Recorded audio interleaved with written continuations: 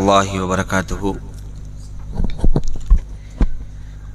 إن الحمد لله نحمده ونستعينه ونستغفر ونعوذ بالله من شرور أنفسنا ومن سيئات أعمالنا من يهده الله فلا مضل له ومن يضلل فلا هادي له وأشهد أن لا إله إلا الله وأن محمدا عبده ورسوله أما بعد. கண்ணியத்திற்குரிய எல்லாமல்ல அல்லாஹுவின் நல்லடியார்களே, அல்லாஹுடைய கிருபையினால் ஃபஜ்ருடைய தொழுகையை கூட்டாக நிறைவேற்றிவிட்டு தினமோர் தகவல் என்ற நிகழ்ச்சியிலே நாமெல்லாம் தற்பொழுது பங்கெடுத்திருக்கின்றோம். இந்த நேரத்திலே ஒரு முக்கியமான செய்தியை உங்களுக்கு சொல்ல நான் கடமைப்பட்டிருக்கின்றேன். அன்புக்குரிய சகோதரர்களே, இன்றைய காலத்தில் இருக்கக்கூடிய இளைஞர்களுடைய நிலை கேள்விக்குறியாக இருக்கக்கூடிய ஒரு நிலையை நாம் பார்க்கலாம். பெரும்பாலான இளைஞர்கள் மார்க்க நெறிகளை பேணாதவர்களாக, மார்க்க தொடர்பு இல்லாதவர்களாக இருக்கக்கூடிய ஒரு சூழலை நம்மால் பார்க்க முடிகிறது. எல்லா இளைஞர்களும் அப்படி அல்ல. சில இளைஞர்கள் இறையச்சத்தோடு, பள்ளிவாசலுடைய தொடர்போடு, மார்க்க தொடர்போடு இருக்கக்கூடியவர்களும் இருக்கிறார்கள். ஆனால் அதே சமயத்தில் ஏராளமான இளைஞர்கள் இன்னைக்கு வழிகட்டு போகக்கூடிய காட்சியை பார்க்கலாம். போதைக்கு அடிமையாக இருக்கக்கூடிய இளைஞர்கள் இருக்கிறார்கள். அதே மாதிரி சிகரெட்டுக்கு அடிமையாக இருக்கக்கூடிய இளைஞர்கள் இருக்கிறார்கள். மதுவுக்கு அடிமையாக இருக்கக்கூடிய இளைஞர்கள் இருக்கிறார்கள். இப்படி தங்களுடைய ஒழுக்க வாழ்க்கையில் கூட கேள்விக்குறியாக இருக்கக்கூடிய இளைஞர்களும் நாம் பார்க்க முடிகிறது. அதே நேரத்தில் அந்த இளைஞர்கள்ட்ட இன்னொரு போதை ஒன்று இருக்கிறது. என்ன போதை தெரியுமா? பைக்கில் ரொம்ப ஃபாஸ்டா போகணுங்கிறது ஒரு போதை. அதுவும் ஒரு போதை தான். அதாவது இப்போ சின்ன பிள்ளைகளா இருந்துட்டாலே அவங்களுக்கு பைக்கு ஓட்டணும்னு ஒரு ஆசை வரும். வாப்பாட பைக்கை நான் ஓட்டணும், வாப்பா எனக்கு ஒரு ரவுண்டு தா அப்படின்னு சொல்லி கேட்பாங்க. அந்த ஆசை அப்படி என்ன ஆகுதுன்னு சொன்னா, பெருசாக பெரிய பைக்கை ஓட்டணும், அந்த பைக்கில் ஃபாஸ்டா போகணும் அப்படிங்கிற ஒரு ஆசையும் கூடவே வருது. அதனுடைய விளைவு என்ன தெரியுமா? அதனுடைய விளைவு உண்மையிலேயே ரொம்ப மனவேதனையாக இருக்கிறது. பறக்கும் பைக்கில் இறக்கும் இளைஞர்கள், அப்படிதான் டாபிக் போட வேண்டியதா இருக்கு. பறக்கிற பைக்கில் இறக்கும் இளைஞர்கள். அதாவது சமூக வலைதளங்களை இப்ப திறந்து பார்த்த உடனேயே, அதாவது ஒரு ஊர்ல ஃபாஸ்டா போயிருக்கிறாங்க. ரெண்டு இளைஞர்கள் வேகத்தடையே கவனிக்கல, செம்ம ஃபாஸ்ட் போன வேகத்துல அடிச்சு தூக்கி வீசி சடன் உடனே அந்த இடத்திலேயே ஸ்பாட்லயே ரெண்டு இளைஞர்களும் வஃபாத். இப்போ சமீபத்துல நம்ம ஊர்லயும் நம்ம பார்க்க முடியுது. சமீபத்தில் சில நாட்களுக்கு முன்னால் இளைஞர்கள் பைக்கில் வேகமா போயிருக்கிறாங்க. அது ஒரு பைக்கில் ஒருத்தன் கிடையாது, ஒரு பைக்கில் எத்தனை பேர்? 3 பேர். அது இப்ப ட்ரெண்டு. ஒரு பைக் எடுத்துக்கிட்டா கூட இன்னும் 2 பேரை சேர்த்துக்கிட்டு அதையே ஃபாஸ்டா போகணும். அது ஒரு ஆர்வம். அப்ப இளைஞர்கள் இது மாதிரி போகும்போது அந்த நம்ம ஊர்ல நடந்த கூட சம்பவம் தான். ஒரு அம்மா, வயதான அம்மா கிராஸ் ஆயிருக்கிறாங்க. அவர்கள் மீது வேகமாக மோதி அந்த அம்மாவும் ஓரமாக நின்றுக்கிறாங்க. இவர்கள் போன ஃபாஸ்ட்ல அதுவும் என்ன, அவங்க மேல, அந்த அம்மா மேல ஏறி அந்த அம்மா மேல மோதி அவங்களும் என்னது ஸ்பாட்லயே வஃபாத்து. அந்த பைக்கில் இருந்த 3 இளைஞர்களுக்கும் அடி, பின்னாடி இருந்த ஒரு பையனுக்கும் பலத்த அடி. இப்ப அவங்களுடைய நிலைலாம் என்ன? ஒரு உயிர் போயிடுச்சு. அந்த பசங்களுடைய எதிர்கால வாழ்க்கை என்ன? அப்ப இதையெல்லாம் இன்னைக்கு இளைஞர்கள் ஏன் சிந்திக்க மறுக்கிறார்கள்? இதுக்கு என்ன காரணம்? இதை சரி செய்யக்கூடிய ஒரு பொறுப்பு யாருக்கு தெரியுமா இருக்கு? பெற்றோர்களுக்கு இருக்கிறது. பெற்றோர்கள் தான் நம்முடைய பிள்ளைகளை கண்ணும் கருத்துமாக வளர்க்க வேண்டும். அவனுக்கு நாம் செல்லம் கொடுக்கிறோம், என் மகன் என்ன கேட்டால் நான் வாங்கி கொடுத்துருவேன் என்று என்ன செஞ்சிடறோம்? சில நேரங்கள்ல விலை உயர்ந்த வாகனத்தை வாங்கி கொடுத்துடுறோம். அதுல அவன் என்ன செய்யறான்? ஃபாஸ்டா போறான். கடைசியில உயிரையே விடக்கூடிய ஒரு நிலை ஏற்படுகிறது. அந்த இளைஞர்கள் சிந்திப்பதற்கு கடமைப்பட்டிருக்கிறார்கள்.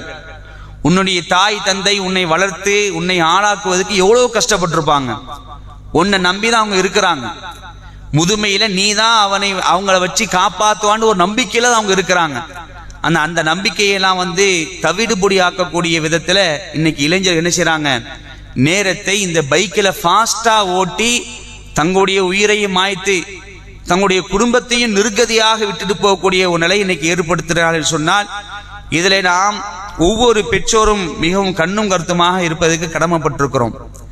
நேரத்தை எப்படி செலவழிக்கணும், அவன் நேரம் போகணும், டைம் பாஸ் ஆகணும் அப்படிங்கிறத என்ன செஞ்சிடறான், ஒரு பைக்கை வாங்கி கொடுத்துட்றான், பெற்றோர்கள் வாங்கி கொடுத்துட்றாங்க. அந்த பைக் என்ன செய்யறான், ஃப்ரெண்ட்ஸை கூப்பிட்டு வா போயிட்டு வந்துடுவோம், அங்க வரைக்கும் போவோம், இங்க வரைக்கும் போவோம், ஃபாஸ்டா போவோம், ரேஸ் வைப்போம் அப்படின்ட்டு போறாங்க. இந்த நியூ இயர் கொண்டாட்டத்தில் கூட என்ன செஞ்சாங்க, சில இளைஞர்கள் போய் கடுமையான ஆக்சிடென்ட் ஆனாங்க. அந்த தகவலும் நம்ம பார்த்தோம். அப்போ நேரத்தை எதுல செலவழிக்கணும், எப்படி செலவழிக்கணும், இந்த இளைஞர்கள் நம்மை நம்பி நம்முடைய தாய் தந்தை இருக்கிறாங்க, நம்முடைய அண்ணன் இருக்கிறான், நம்முடைய தம்பி இருக்கிறான், நம்முடைய தங்கச்சி இருக்கிறா, நம்முடைய குடும்பம் இருக்குது. அதை அவங்க நினைச்சாலும் என்ன செய்வாங்க, இது மாதிரி ஒரு நிலைக்கு போக மாட்டாங்க. அன்புக்குரியவர்களே, இந்த இடத்துல நாம் கவனிக்கக்கூடிய ஒரு முக்கியமான செய்தி, ஒவ்வொரு ஆணும் பெண்ணும் தன்னுடைய குடும்பத்துக்கு பொறுப்புதாரி. அல்லாஹ்வுடைய தூதர் ஸல்லல்லாஹு அலைஹி வஸல்லம் சொல்றாங்க, குல்லுக்கும் ராயின் வ குல்லுக்கும் மஸ்ஊல் அர் ரஅயத்திஹி, உங்களில் ஒவ்வொருவரும் பொறுப்புதாரியே, உங்களுடைய பொறுப்புக்குட்பட்ட விஷயங்கள் குறித்து நீங்கள் நாளை மறுமையில் விசாரிக்கப்படுவீர்கள். ரசூலுல்லாஹி ஸல்லல்லாஹு அலைஹி சொல்லி காட்டுறாங்க, ஒரு ரஜுலு ராயின் அலா அஹ்லி பைத்திஹி வ ஹுவ மஸ்ஊலுன் அன்ஹும், ஒரு ஆண் தன் குடும்பத்தாருக்கு பொறுப்பாளனாவான், அவன் தன் பொறுப்புக்குட்பட்டவர்கள் குறித்து மறுமையில் விசாரிக்கப்படுவான்.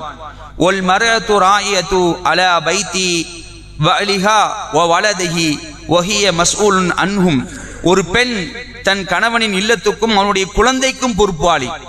ரசூலுல்லாஹ் சொல்றாங்க, ஒரு பெண் தன் கணவனுடைய இல்லத்துக்கும் அவனுடைய குழந்தைக்கும் பொறுப்பாளி ஆவாள், அவர்கள் குறித்து நாளை மறுமையில் விசாரிக்கப்படுவாள் என்று அல்லாஹ்வுடைய தூதர் ஸல்லல்லாஹு அலைஹி சொல்லி காட்டுறாங்க. அன்புக்குரிய சகோதரர்களே, நம்முடைய பிள்ளைகளை நாம் ஒரு 3 வயது வரைக்கும் வளர்ப்பதற்கு எவ்வளவு கஷ்டப்படுறோம். அதுக்கப்புறமும் நம்முடைய பிள்ளைகளை நாம் கண்காணித்து வளர்க்க வேண்டும். அவனுடைய அந்த பாலியல் வயது, அந்த பாலிய பருவம் வரைக்கும் நாம் என்ன செய்யணும், அவங்களை ரொம்ப கண்ணும் கருத்துமாக வளர்க்கக்கூடிய ஒரு சூழல் நாம் இருக்கிறோம். மார்க்க தொடர்போடு இருக்கக்கூடிய நேரத்தில் இது மாதிரியான செயல்களில் கண்டிப்பாக இளைஞர்கள் செய்ய மாட்டாங்க, ஈடுபட மாட்டாங்க. அல்லாஹ்வுடைய பயம் இருக்கும். ஒரு உயிரை கொலை செய்தால் எல்லா உயிர்களையும் கொலை செய்தது போல் ஆவார்கள் என்று அல்லாஹ் குர்ஆன்ல சொல்றான். இப்ப பைக்கில் வேகமா போய் என்ன செய்யறாங்க, மோதி ஒரு உயிரை எடுத்துடுறாங்கல்ல, அப்ப இது மாதிரியான பயம் அவங்களுக்கு வருமா வராதா? குர்ஆன்ல இப்படி சொல்லப்பட்டிருக்கு. அல்லாஹ் தன்னுடைய குர்ஆன்ல இப்படி நமக்கு சொல்றான். எந்த அளவுக்குன்னு சொன்னா, லுக்மான் அலைஹிஸ்ஸலாத்து வஸலாம், லுக்மான் என்ற நல்ல மனிதர் தன்னுடைய மகனுக்கு அறிவுரை செய்யக்கூடிய நேரத்தில் என்ன சொல்றாங்க தெரியுமா? அதாவது ஒலா துஸய்யிர் ஹத்தக லின்னாஸ் ஒலா தம்சி ஃபில் அர்லி மர்ஹா இன்னல்லாஹ லா யுஹிப்பு குல்ல முஹ்தாலின் ஃபஹூர். தன்னுடைய மகனுக்கு சொல்றாரு, மக்களை விட்டு உன் முகத்தை அகந்தையுடன் திருப்பிக் கொள்ளாதே, பூமியில் கர்வமாக நடக்காதே, கர்வம் கொண்டு பெருமை அடிக்கும், அகந்தை கொண்டு பெருமை அடிக்கும் எவரையும் அல்லாஹ் ஒரு காலம் நேசிக்க மாட்டான் அப்படிங்கிறாங்க. என்ன சொல்லி கொடுக்குறாங்க? உன்னை விட்டா ஆளில நீ நினைக்காத, பூமியில நீ பெருமையை நடக்காத, ஆணவத்தோடு நடக்காத, கர்வத்தோடு நடக்காத. ஒரு விலை உயர்ந்த பைக்கை வாங்கிட்டான்னு சொன்னா என்ன விட்டா ஆளில நினைக்கிறான். அவன் வேகத்தை பார்க்கணுமே, தெருவில் போறது, ஒரு ஹார்ட் பேஷண்ட் இருந்தா கூட பயந்துருவாங்க போல. அந்த அளவுக்கு முறுக்கிட்டு என்ன செய்யறாங்க, இன்னைக்கு இளைஞர்கள் பறக்கக்கூடிய ஒரு காட்சியை பார்க்கிறோம். இந்த வசனமுடைய உள்ளத்துல ஆழமா பதிஞ்சிச்சுன்னா, இவன் நமக்கு பெருமையா போகக்கூடாது, அகந்தையா போகக்கூடாது, ஆணவத்தோட நடக்கக்கூடாது, நடக்கும்போது நடுத்தரத்தை கடைபிடிக்கணும்னா சொல்லி கொடுக்குறாங்க. அப்ப இது மாதிரியான மார்க்க உபதேசங்களை நம்முடைய பிள்ளைகளுக்கு நாம் சொல்லிக் கொடுத்து வளர்க்கக்கூடிய நேரத்தில் அந்த பிள்ளைகள் மார்க்க தொடர்போடு வளர்வார்கள். இது மாதிரியான ஒரு நாசகர வேலையில் என்ன செய்ய மாட்டாங்க, ஈடுபட மாட்டாங்க. ஆக அன்புக்குரிய சகோதரர்களே, நாம் பெற்றெடுத்த நம்முடைய கண்மணி செல்வங்களை பக்குவத்தோடு மார்க்கத்தோடு வளர்த்து எடுக்கக்கூடிய ஒரு மிகப்பெரிய பொறுப்பு ஒவ்வொரு பெற்றோர்களுக்கு இருக்கிறது. அவர்கள் எங்கு வருகிறார்கள், எங்கு போகிறார்கள், யாரோடு சேருகிறார்கள், இதான் ஒரு முக்கியமான விஷயம். அதை நாம நல்ல வளர்த்து எடுத்துருவோம், அவன் சேரக்கூடிய சேர்மானம் இருக்கா இல்லையா, அவனுக்கு எடுத்து நாசமாக்கிறான்.